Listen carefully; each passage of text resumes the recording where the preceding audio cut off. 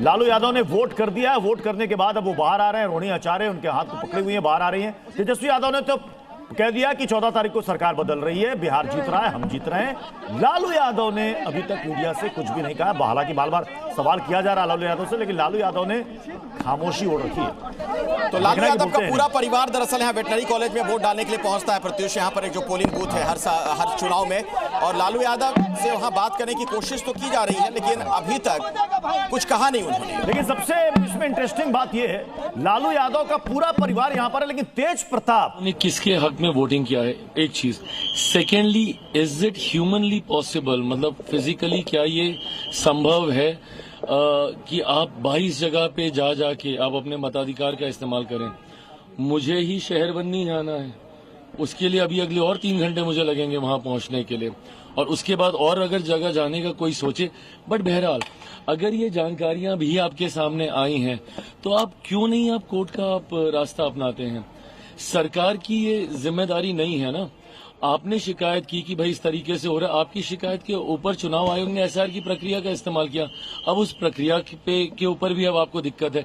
जितनी बार आप ऐसी रिपोर्टिंग को सामने लेकर आते हैं, आप तो और ज्यादा हम लोग को एनकरेज कर रहे हैं ना चुनाव आयोग को कि भैया आप जाइए और एसआईआर पूरे देश भर में आप लागू करने का काम कीजिए।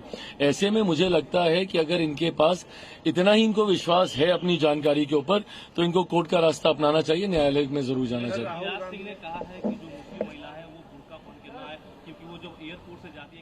तो ये जंगल राज है, और जब गरीबों का राज था तो उसको कहते हैं ये लोग जंगल राज है। जंगल राज आज है। मोकामा में जिस तरह से खूनी हत्या सत्ता के लोग करा रहे हैं, सत्ता के संरक्षण में ये हो रहा है, तो ये जंगल राज है। और बिहार के नौजवानों ने और बिहार की जनता ने ठान लिया है कि इस बार तेजस्वी को मुख्यमंत्री बनाएंगे, क्योंकि युवा अपने अधिकार और हक मांगते मांगते 20 वर्षों से डबल इंजन की सरकार से थक गई है, और बिहार भी अपने भविष्य की चिंता कर रहा है। इस बार महागठबंधन की सरकार बनने जा रही है, युवाओं की सरकार बनने जा रही है। क्या संख्या लग रही है आपको? आखिरी सवाल है, संख्या क्या लग रही है मीसा जी? देखिए, संख्या कुछ भी हो, सरकार संख्या का मत कहिए, संख्या 150 भी हो सकता है, 150 160 भी हो सकता है, 200 भी हो सकता है। मैं संख्या में नहीं हूँ, लेकिन सरकार हमारी जरूर बनेगी, क्योंकि युवा चाहते हैं अपने भविष्य की। बढ़ते बढ़ते 200 तक वो पहुंच गई कि संख्या 150 भी हो सकती है, 160 भी, और 200 तक भी जीत सकते हैं। स्वप्निल हमारे साथ इस वक्त सिवान से जुड़ चुके हैं। स्वप्निल, जरा वहां की तस्वीर दिखाइए, और जो महिला मतदाताओं की कतार है, खासतौर पर जो बुर्के में पहुंची है वहां पर महिलाएं, उनसे अगर आप बात कर पाए, कितना बड़ा मुद्दा है जो बीजेपी नेता इस वक्त उठा रहे हैं बुर्के को लेकर। स्वप्निल, आवाज जा रही है?